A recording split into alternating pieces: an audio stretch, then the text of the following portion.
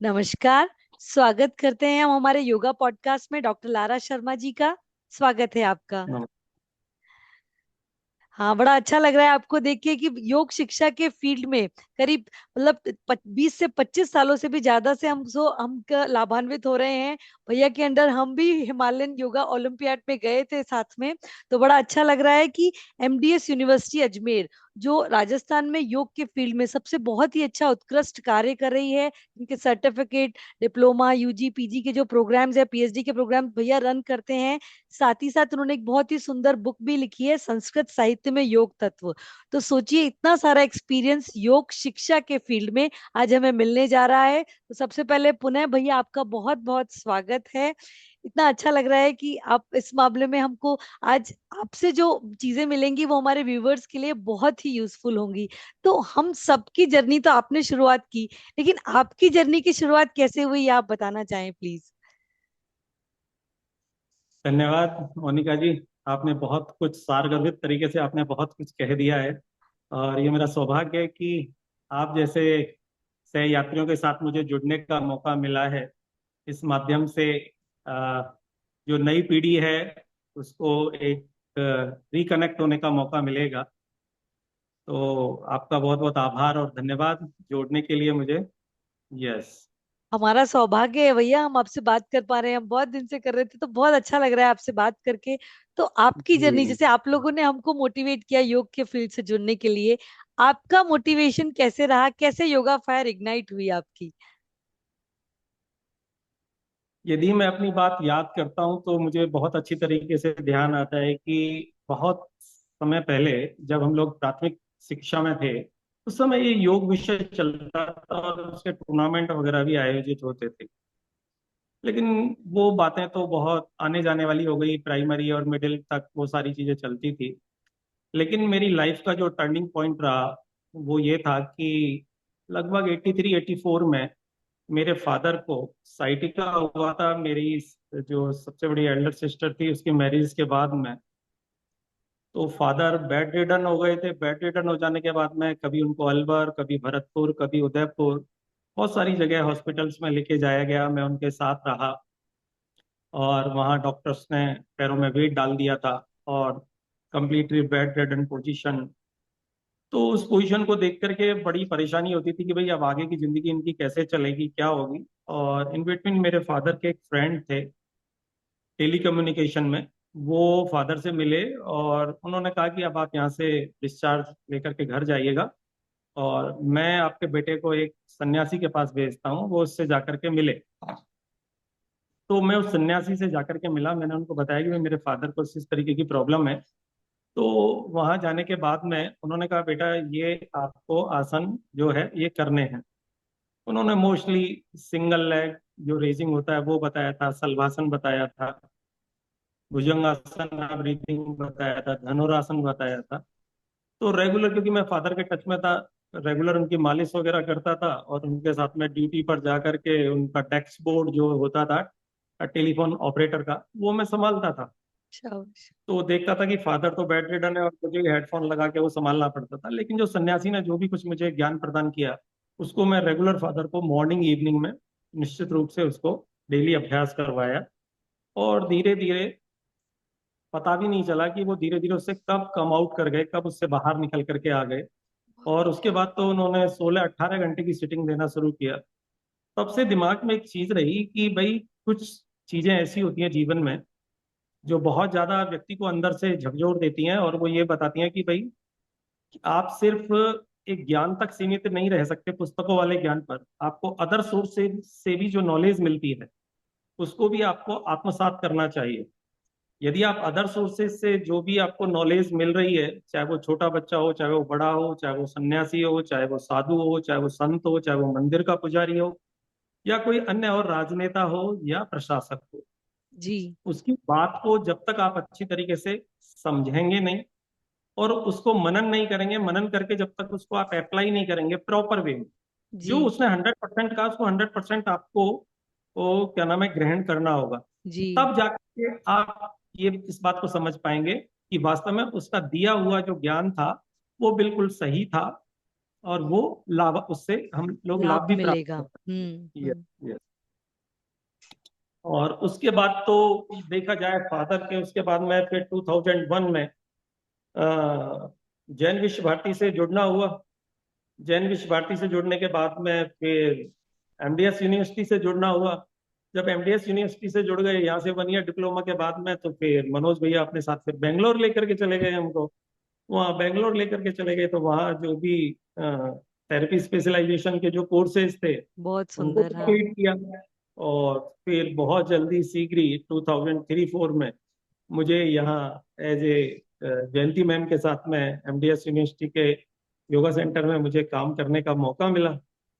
जब तक मैं आया था, ये योग विभाग जो है एक योग केंद्र के रूप में था, यूजीसी की ग्रांट से फंडेड था, लेकिन बहुत लिमिटेड कोर्सेज चलते थे, डिप्लोमा और सर्टिफिकेट कोर्सेज। तो 2003-4 में मैंने ज्वाइन किया। 4-5 में आने के बाद में मैंने बहुत बड़ा एक चेंज लेके आया, या ग्रेजुएशन स्टार्ट किया। राजस्थान का पहला ग्रेजुएशन था ये, बहुत बढ़िया। नेचुरोपैथी एंड योग में। जी। तो स्टार्टिंग हमारी 5-7 स्टूडेंट से हुई थी, लेकिन उसके बाद में धीरे धीरे लोगों से संपर्क करना शुरू किया, क्योंकि संपर्क का बहुत ज्यादा महत्व था। क्योंकि उस समय तक इस सब्जेक्ट को लेकर के बहुत ज्यादा अवेयरनेस नहीं थी, तो घर घर जाकर के संपर्क किया, लोगों को समझाया, मिलने जुलने वाले लोगों को, कि भाई नौकरी के साथ साथ एक आदर्श व्यक्तित्व को भी प्राप्त करना जरूरी है। यदि आप एक आदर्श नागरिक नहीं बन पाएंगे योग के माध्यम से, आप दूसरे सब्जेक्ट से नहीं बन पा रहे हैं, नो प्रॉब्लम, लेकिन योग एक ऐसा विषय है जिसमें आपका बहुत ज्यादा परिवर्तन होता है। तो बहुत इसलिए बढ़िया। ये नौकरियां तो कहीं भी मिल जाएंगी आपको अपने भाग्य से, लेकिन एक अच्छा नागरिक बनना भारत के लिए बहुत जरूरी है, जो राष्ट्र के लिए लंबे समय तक काम करेगा। तो इस प्रकार का हमने कोर्स फ्रेम किया, नेचुरोपैथी योगा साइंस का ग्रेजुएशन। और उसके बाद 2014-15 में फिर हमने मास्टर डिग्री इंट्रोड्यूस किया, शाबाश। और प्रोफेसर सोडानी जी के अंडर में। इतना सक्सेस रहा राजस्थान का, दोनों चीजें मेरी फर्स्ट थी, कि राजस्थान में तब तक अन्य किसी यूनिवर्सिटीज में कोर्सेज नहीं थे। और जितनी भी जो अदर यूनिवर्सिटीज जितनी भी रही यहाँ राजस्थान की, आपकी कहना चाहिए बांसवाड़ा यूनिवर्सिटी हो, सीकर यूनिवर्सिटी हो, उदयपुर यूनिवर्सिटी हो, सभी में बोर्ड ऑफ स्टडीज के माध्यम जी। से मैंने जी। वहाँ एंट्री की। जी। और सभी जगह जो पाठ्यक्रम को बनाया, और बना करके सभी जगह लगभग हम बहुत लोगों ने बढ़िया। डिप्लोमा और क्या नाम है सर्टिफिकेट और ग्रेजुएशन पोस्ट ग्रेजुएशन कोर्सेज वहाँ भी हम लोगों ने धीरे धीरे प्रारंभ करें। बहुत बढ़िया, मतलब आप तो योगा के पाइनियर हो गए भैया हमारे लिए, कि बिल्कुल सभी यूनिवर्सिटीज में जैसे उनका फाउंडेशन आपने तैयार किया, यूनिवर्सिटीज का योगा डिपार्टमेंट का, that is so good, we feel so blessed. तो इस दौरान भैया जैसे आपने शुरुआत की योग में, जब आपने, तो चैलेंजेस भी आए होंगे योग के, मतलब जैसे पीजी की क्या जरूरत है, यूजी की क्या जरूरत है, या इस तरीके से, क्योंकि आप तो टीचिंग में थे, आप पॉलिसी मेकर्स में हैं। तो उस दौरान क्या क्या चैलेंजेस आए, ताकि हमारे न्यू कमर्स को पता लगे कि वो हर, मतलब जैसे आसान नहीं होती जर्नी, लेकिन भैया ने की, और हम लोगों के लिए एक बहुत अच्छा रास्ता उन्होंने पथ प्रदर्शित किया जैसे। निश्चित रूप से चुनौतियां होना स्वाभाविक बात है।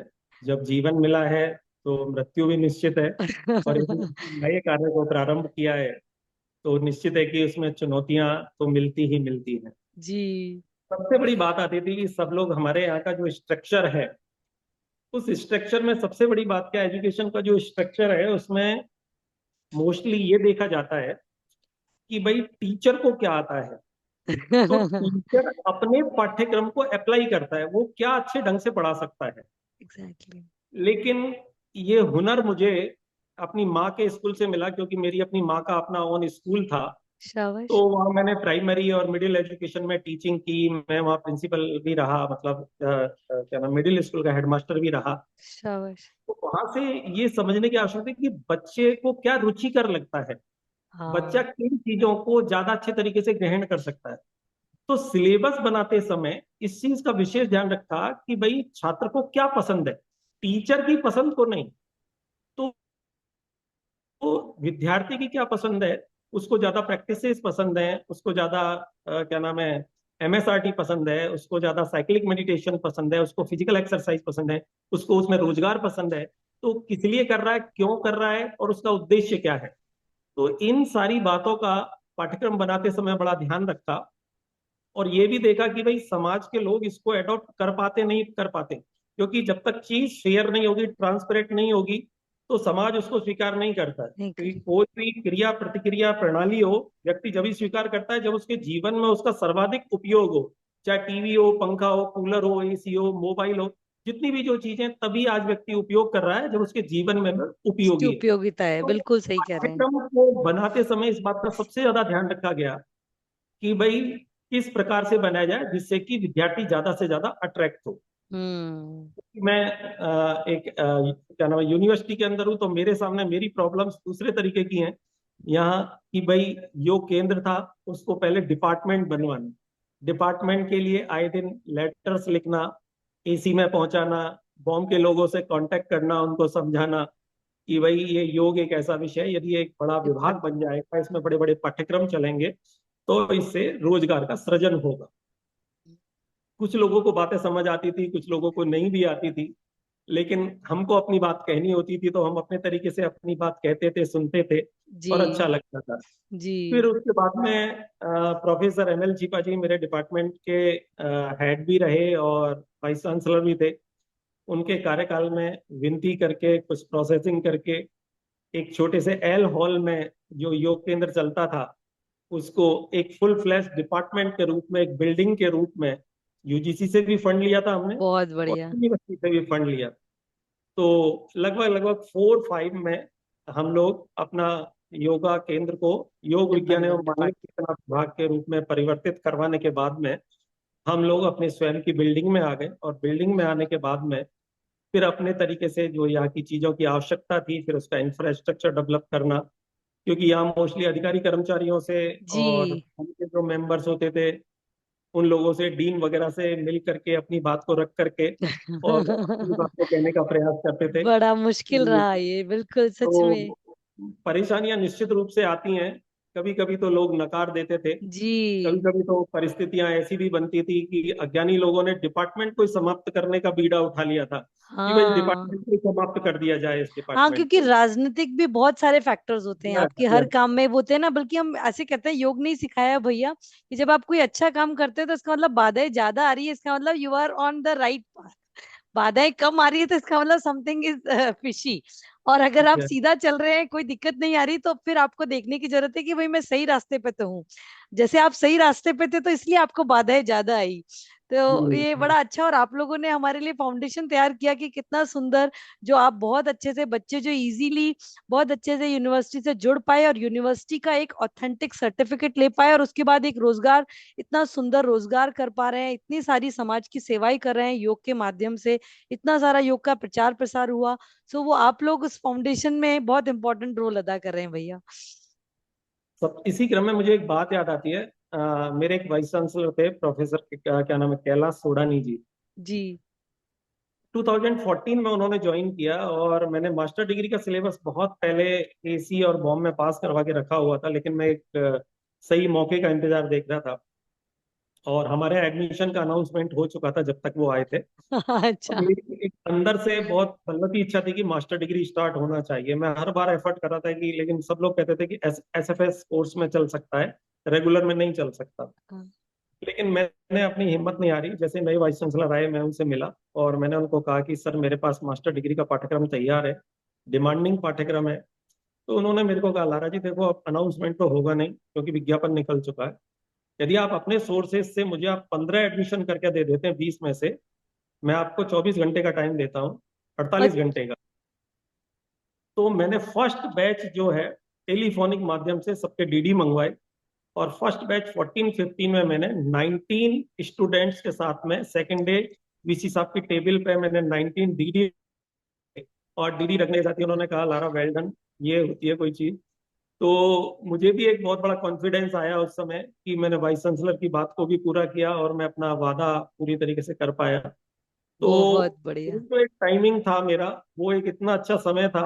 वहां से मुझे बहुत सारी चीजें खुल करके काम करने का मौका मिला। कुछ जी। प्रशासनिक अधिकारी ऐसे मिलते हैं जो आपको मेन पावर प्रदान करते हैं, जी। वहां से आपको काम करने का आनंद आता है। आनंद आता है। और अभी भी वही है मेरे वाइस चांसलर। तो उनके साथ काम करने का मुझे आनंद आ रहा है। यस। चलिए, बहुत बढ़िया, बहुत बढ़िया। वो योग के फील्ड से जुड़े हैं तो अपने आप ही वो पॉजिटिविटी भी आपके साथ चल रही है। सो फिर तो आपसे हम बहुत इंपॉर्टेंट सवाल कि आपने मतलब चीजों को शुरुआत की, तो हम तो बहुत इंपॉर्टेंट ये जैसे क्वेश्चन है कि जो लोग न्यू कमर्स आ रहे हैं, how they can start their journey, उन्हें अपनी जर्नी की शुरुआत कैसे करनी चाहिए, योग प्रशिक्षक के रूप में या योग शिक्षक के रूप में, या योग में और आगे वो कैसे बढ़ सकते हैं एज ए प्रोफेशनल। तो उसके लिए आप बेस्ट पर्सन है भैया बताने के लिए, तो प्लीज बताएं। देखिए, सबसे पहली बात होती है कि आपका अपना लक्ष्य क्या है, आप क्या बनना चाहते हैं। योग के पाठ्यक्रम बहुत सारे रन कर रहे हैं। कोई 1 मंथ का, कोई 2 मंथ का, कोई 3 मंथ का, कोई 4 मंथ का, कोई 1 ईयर का, कोई 2 ईयर का, 3 ईयर का।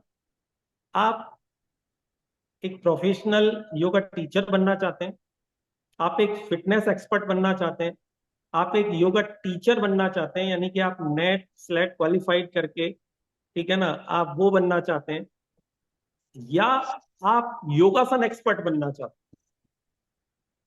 निर्भर करता है आपके ऊपर कि आप रास्ता कौन सा चुन रहे हैं।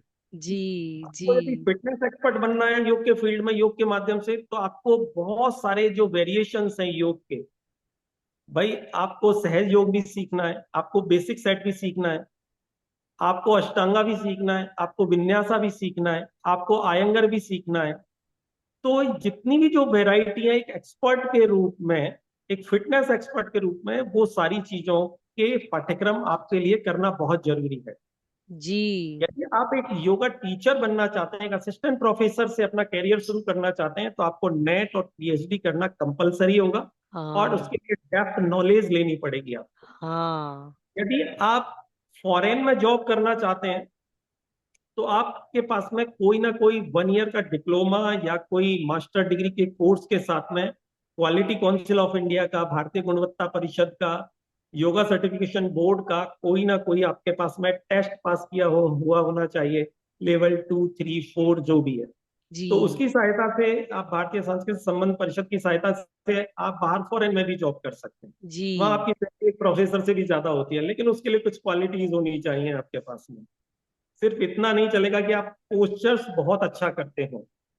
पोस्चर्स अच्छा करना है, आकर्षण का केंद्र है, लेकिन पोस्चर की डेप्थ को समझना, उसकी अंतः क्रिया को समझना, वो बहुत। बहुत ही इंपॉर्टेंट होता है। और बाकी तो जितने भी जो छोटे छोटे कोर्सेज चलते हैं, वो सेल्फ के लिए होते हैं। आप खुद सीखिए और दूसरे लोगों को बहुत अच्छे मन से सिखाइए, जो आपको आपके टीचर से, आपके टीचर पे बहुत सारी चीजें निर्भर करती हैं कि आपका टीचर कैसा है। टीचर ने जहां से सीखा है वो आपको 100% लौटा रहा है या नहीं दे पा रहा है, ये चीज बहुत बड़ी नोट करने की है। बहुत बढ़िया, क्योंकि बिल्कुल। क्योंकि कुछ लोग क्या होते हैं कि आधी अधूरी चीजों को ही बच्चों को दे पाते हैं। जब हाँ। लंबे समय तक एक टीचर के पास में रहते हैं, 1 ईयर, 2 ईयर, 3 ईयर्स तक, तो टीचर किसी ना किसी माध्यम से, किसी ना किसी तरीके से उन तक वो सारी चीजें पहुंचाने में सक्षम होता है। यदि आप टीचर के पास शॉर्ट टाइम के लिए आएंगे, तो शॉर्ट टाइम में हो सकता है कि उसकी मेमोरी में वो सारी चीजें नहीं हो, और वो उन सारी चीजों को कह पाने में सक्षम नहीं हो, उसके दिमाग में क्लिक नहीं हो पाए। तो इसलिए आवश्यकता इस बात की है कि भाई आप एक अच्छे टीचर के पास में लंबे समय तक रह करके, उसका स्टाइल क्या है, उसका वर्किंग का नेचर क्या है, वो बोलते कैसे हैं, वो क्लास में उठते बैठते किस प्रकार से हैं, उनका हैंड राइटिंग कैसा है, वो खुद प्रैक्टिस के दौरान किस प्रकार के हाव भाव रखते हैं, किन किन चीजों पर फोकस रखते हैं, एनाटॉमी पर फोकस रखते हैं या फिलोसफी पर फोकस रखते हैं, या हठ योग के ग्रंथों पर फोकस रखते हैं। बहुत तो बढ़िया। ये सारी चीजें बच्चों को बहुत अच्छी तरीके से समझने जानने की होती है, तब जाकर के एक व्यक्ति अच्छा पेशेवर बन पाता है। और दूसरी बात बहुत जो इम्पोर्टेंट है वो ये है, योग बेसिकली साधना का विषय है, ठीक है ना। तो इसके लिए बहुत पेशेंस और संयम रखने की जरूरत होती है। आजकल लोग रील्स इसलिए डालते हैं कि हम बहुत जल्दी नेम फेम कमा लें। जब तक आप फील्ड में रह करके कार्य नहीं करेंगे, अपनी पहचान नहीं बनाएंगे, तब तक आपको एक बड़ा स्टेज, बड़ा प्लेटफॉर्म मिलना बहुत मुश्किल होता है। तो इसके लिए एक अच्छे टीचर के सानिध्य में रह करके अच्छे तरीके से सीखा जाए। और जैसा कि पतंजलि कहते हैं, अथय योग अनुशासनम, कि अनुशासन जो है वो पहली सीढ़ी है। तो योग के हर एक अनुशासन को आपको फॉलो करना है, खाना पीना, सोना, उठना, बैठना, किसी से बातचीत करते हुए, टीचर से मिलते हुए, हर जो विषय का अनुशासन है उसके साथ में आपको निश्चित रूप से जुड़ना चाहिए। तब आप एक अच्छे पेशेवर व्यक्ति बन सकते हैं।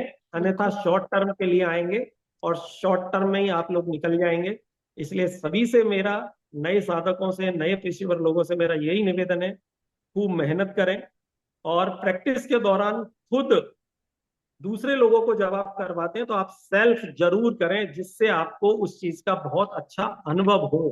आप दूसरे जी। लोगों को ये बातें बहुत अच्छे तरीके से बता सकें कि भाई किस ग्लैंड पे इम्पैक्ट आ रहा है, किस मसल पे इम्पैक्ट आ रहा है, वो बहुत जरूरी होता है।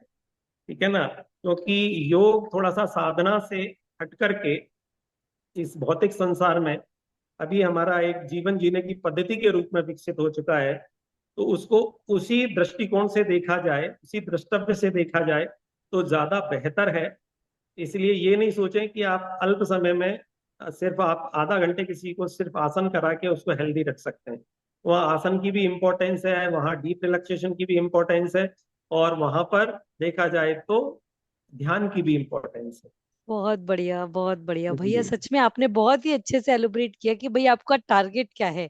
योगा टीचर बनना है कि एक मार्केटिंग में योगा की मार्केटिंग किस तरीके से करनी है और किस तरीके से है। तो हम अपने व्यूवर्स को कहेंगे और भी कोई क्वेश्चंस हो आपको योग शिक्षक के रूप में कोई भी रिलेटेड, तो आप कमेंट बॉक्स में लिख सकते हैं, भैया आंसर करेंगे। मैं भैया के साथ में कुछ जो भी सोशल मीडिया हैंडल्स हैं हम उनके थ्रू भी उनसे कनेक्ट करवा देंगे। तो क्योंकि उनसे मिलना, यूनिवर्सिटी में जो 20 से 25 साल से भी ज्यादा से काम कर रहे हैं, जैसे उन्होंने गो थ्रू किया प्रोफेशनल जर्नी, आपकी पर्सनल जर्नी, आपकी जो आपको बाहर जाना है किस तरीके से, तो ये बहुत ही सुंदर आपने भैया डिस्क्रिप्शन दिया हमारे व्यूवर्स के लिए। अब मैं जानना चाहूंगी कि आप यूनिवर्सिटी में किस तरीके से अपना काम जैसे करते हैं, कैसे योग का शिक्षा के माध्यम से आप किस तरीके से कर रहे हैं, तो वो भी व्यूवर्स के लिए बताएं प्लीज। देखिए, इसमें यूनिवर्सिटी का एक अपना स्टाइल होता है, एक टाइम टेबल होता है, और उस टाइम टेबल के अकॉर्डिंग टीचिंग करना होता है। लेकिन टीचिंग से ज़्यादा इम्पोर्टेंट जो रोल होता है कि आप बच्चों से किस प्रकार से, जो नए बच्चे आ रहे हैं, आप उनसे किस प्रकार से कनेक्ट हो रहे हैं। जी। हमारे स्वयं के जो आचार विचार है उसमें लगना चाहिए कि अरे ये योगा टीचर है। ऐसा नहीं लगना चाहिए कि यार ये हम किसी प्रोफेशनल यूनिवर्सिटी में आ गए, सिर्फ घंटी बजी, पीरियड खत्म हुआ और वो बच्चे चले गए और उनसे हमारा कोई वास्ता नहीं। डिपार्टमेंट में इतनी एक्टिविटीज, इतनी गतिविधि होनी चाहिए कि आपका टाइम खत्म हो जाने के बाद भी आपका डिपार्टमेंट से जाने के लिए मन ना करे। मन ना करे। आपकी सही कह रहे क्लास हैं। 3 बजे खत्म हो जाती है, लेकिन स्टूडेंट्स को इतना स्नेह दो, इतना प्यार दो, उनसे इतना लगाव रखो कि वो डिपार्टमेंट में 6 बजे तक बने रहें, 7 बजे तक बने रहें। टीचर को बोलना पड़े कि भाई अब शाम हो गई है, अब अब घर आपको जाओ। आपको घर पहुंचना है। आपकी, क्योंकि जब बच्चे लंबे समय तक रहते हैं तभी उनको बहुत कुछ सीखने समझने सीखने के को लिए मिलता मिलता है। है। हम्म। क्योंकि शॉर्ट टर्म में बच्चा नहीं सीख पाता है, तो उसके लिए लंबे समय तक स्टूडेंट टीचर का कनेक्शन होना चाहिए। तब वो सारी चीजें बहुत अच्छे तरीके से सीख पाते हैं। कक्षा शुरू करने से लेकर के और कक्षा समाप्ति तक का जो समय होता है, इसके अलावा भी बच्चे और अदर तरीके से भी कनेक्ट होते हैं हमसे, अपनी कुछ फैमिली प्रॉब्लम्स, अपनी पर्सनल प्रॉब्लम्स, उनमें भी टीचर को एक बहुत अच्छी अपनी जिम्मेदारी निभानी चाहिए। सिर्फ उसको एक टीचिंग तक सीमित नहीं रहना चाहिए। यदि आज आपको कहीं आपका स्टूडेंट मिलता भी है तो रुक करके उससे जरूर पूछिएगा कि भैया कैसे खड़े हुए हैं, क्या कार्य है, कोई परेशानी है तो आप मुझे बताइए, मैं आपकी मदद करता हूँ। तो टीचर सिर्फ एक टीचर तक सीमित नहीं रहे, खाली क्लासरूम तक उसकी परिभाषा नहीं होनी चाहिए। क्लासरूम से बाहर भी एक टीचर, एक संरक्षक के रूप में होना चाहिए, जिससे कि एक टीचर को भी अपनी पूरी जिम्मेदारी करने का, कराने का एहसास हो सके। और जो साधक है या जो स्टूडेंट्स हैं वो भी जब टीचर बने तो वो इस बात को महसूस कर सकें कि भाई हमने अपने टीचर से ये सीखा है, उसका वे ऑफ वर्किंग ऐसा था, उसका हैंडराइटिंग इतना अच्छा था, उसका टीचिंग स्टाइल अच्छा था। तो मुझे उसको फॉलो करना है। मुझे जी जी जी, इस ये आता तरीके है। का हम्म। एक बच्चों में एटीट्यूड आना चाहिए। उसके लिए बहुत मेहनत करने की जरूरत होती है। स्वयं को बहुत सारी चीजों से परिवर्तित करना होता है। जो एक शिक्षक की यदि कुछ गंदी आदतें भी हैं तो उस पर भी टीचर को नियंत्रण पाना होता है, क्योंकि घर परिवार समाज के लिए वह दर्पण के समान होता है। जी जी तो उसको हर जगह अपने व्यवहार को बहुत संयमित संतुलित रखना होता है। जब जाकर के एक स्टूडेंट और टीचर का रिलेशन बहुत अच्छा बन पाता है और लंबे समय तक वो जुड़ाव चलता रहता है, और एक अच्छा, जिसको कहना चाहिए, एक सर्किल बन जाता है। उस अच्छे सर्किल का इम्पैक्ट यही होता है कि हमें जीवन में जो परेशानी आती हैं, चुनौतियां आती हैं, वो एक दूसरे के संपर्क से और सहयोग से वो प्राय समाप्त हो जाती हैं। जब कभी किसी भी ऑफिस में जाते हैं तो कोई ना कोई आपका परिचित आपको दिखाई मिल देता है, जाता आपका है। स्टूडेंट दिखाई देता है। तो नेचुरल है कि वहां जाने के बाद, उसका फेस देखने के बाद में वो सारी प्रॉब्लम्स ऑटोमेटिकली दूर हो जाती हैं। सॉल्व हो जाती, ये बहुत ही बढ़िया, बिल्कुल सही कहा आपने। और मतलब कहीं रह जाता है। और सच में हमेशा जब हम योगा क्लास स्टार्ट भी करते हैं, जब भी हम करते हैं, मैं मेरा एक्सपीरियंस भी बताऊं, तो अपने आप ही जिन्होंने पढ़ाया होता है, जिन्होंने सिखाया होता है, उनकी चीजें याद आने लगती हैं। और वो चीजें कहीं ना कहीं हमारे बोलने में, हमारे बात करने में, वो सभी चीजें आती हैं। वो आपके टीचर का, गुरु का, माता पिता का, सभी चीजों का। और आप तो कह रहे हैं कि गुरु ही माता पिता के रूप में भी, एक गाइड के रूप में भी पूरी तरह से है। कि डिपार्टमेंट है, आप सीख रहे हैं, लेकिन योग के साथ साथ जो जीवन की सारी चीजें जो आपने सिखाई हैं अपने स्टूडेंट्स को, और आपके जो स्टूडेंट्स इतने अच्छे सक्सेसफुल हुए हैं, जैसे हम सुनते रहते हैं बहुत सब लोग इतना सक्सेसफुल हुए हैं, वो इन्हीं हाँ, आपके एफर्ट्स के ये कारण बिल्कुल ही है।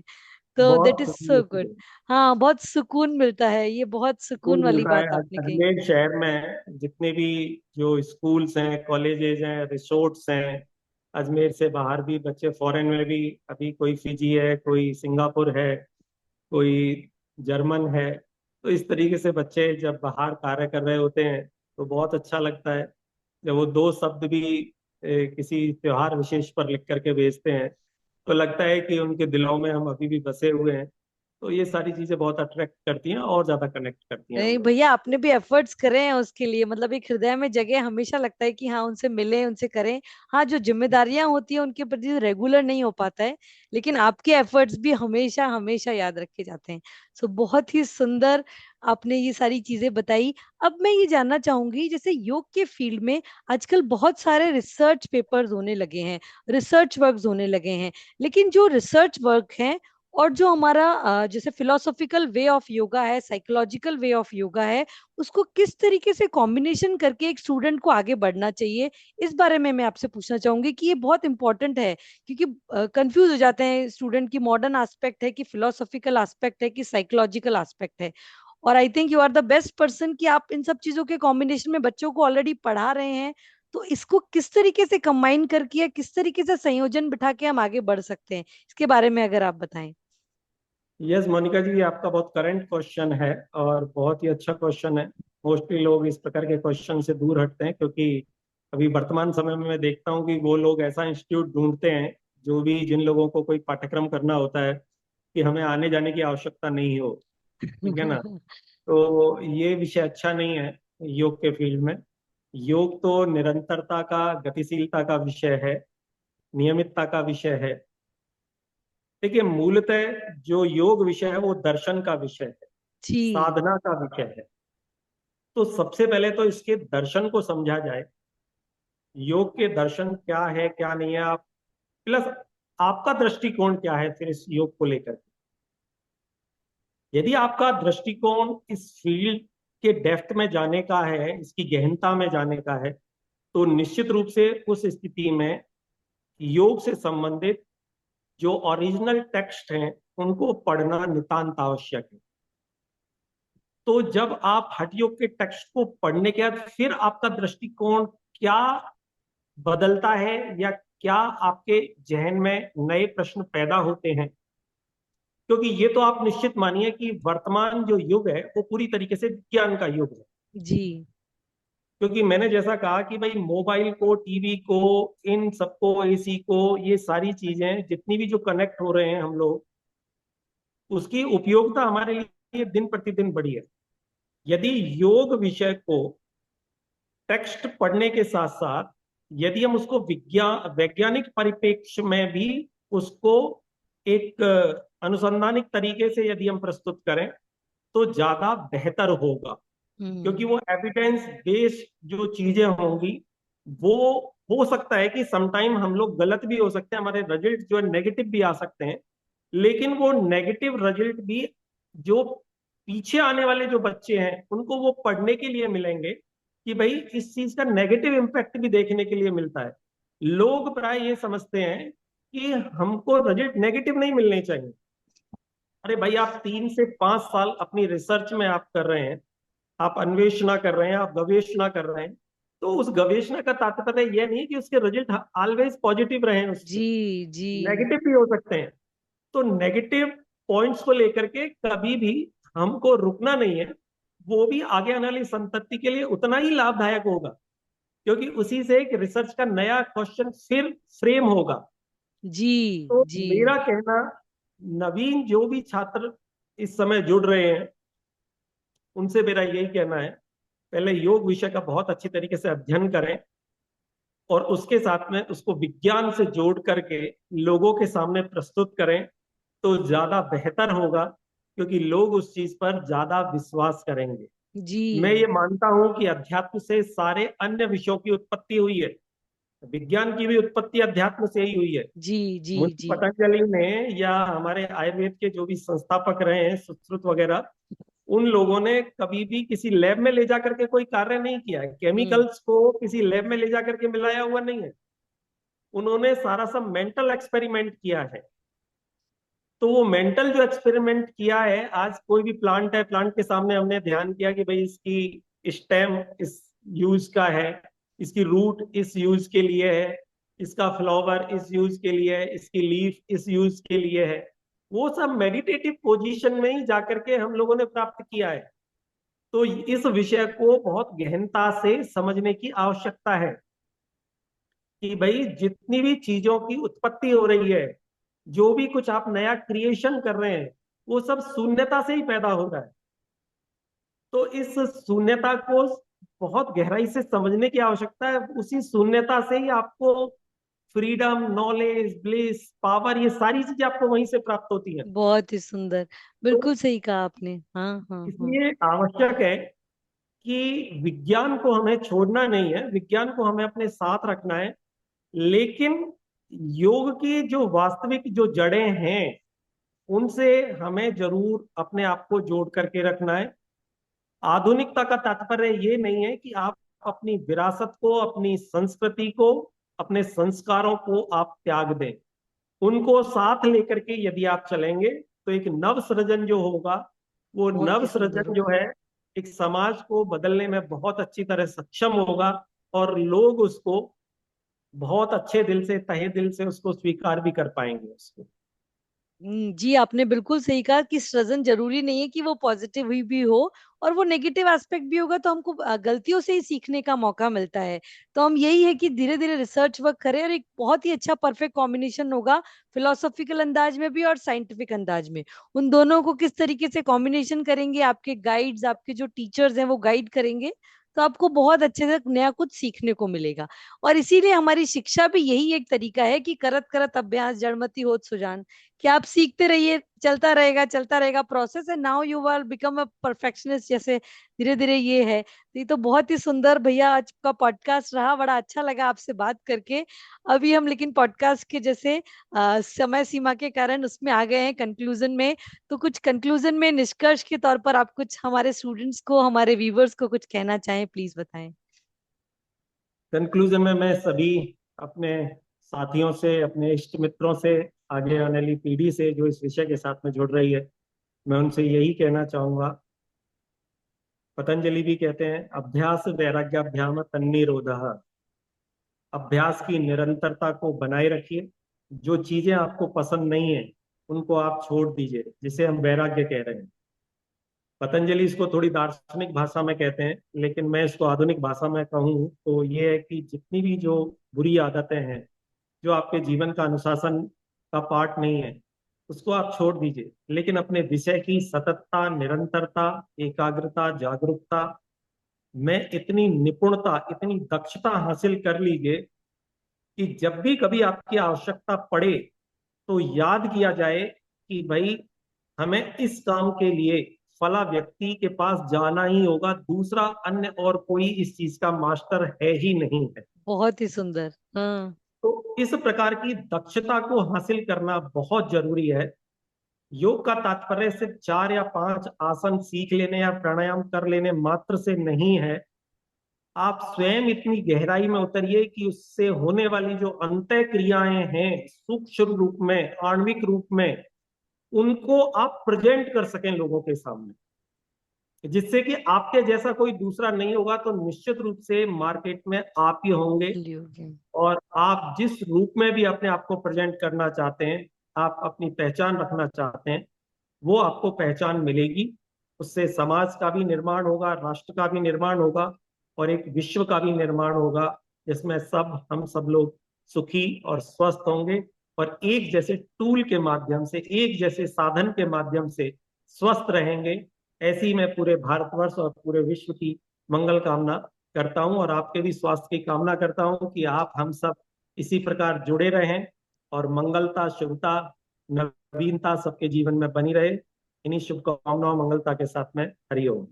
बहुत बहुत धन्यवाद भैया। बिल्कुल आपने सही कहा कि सुपर स्पेशलिटी का जमाना है, कि आप सुपर स्पेशल होंगे हर चीज में, अपनी जितनी स्किलफुल होंगे आप उतना ही मार्केट में, आप उतना ही अपनी प्रोफेशनल जर्नी में अच्छे से, अपनी पर्सनल जर्नी में भी बहुत अच्छे से सक्सेसफुल रहेंगे। तो हम सभी इसके लिए यही प्रार्थना करते हैं कि सभी, जैसे हम योग क्लास में अंत में कहते हैं कि सभी सुखी रहें, सभी शांत रहें, प्रसन्न रहें, तो उसी के लिए सभी के लिए योग के माध्यम से ये बहुत ही अच्छा जुड़ने का प्रयास किया है।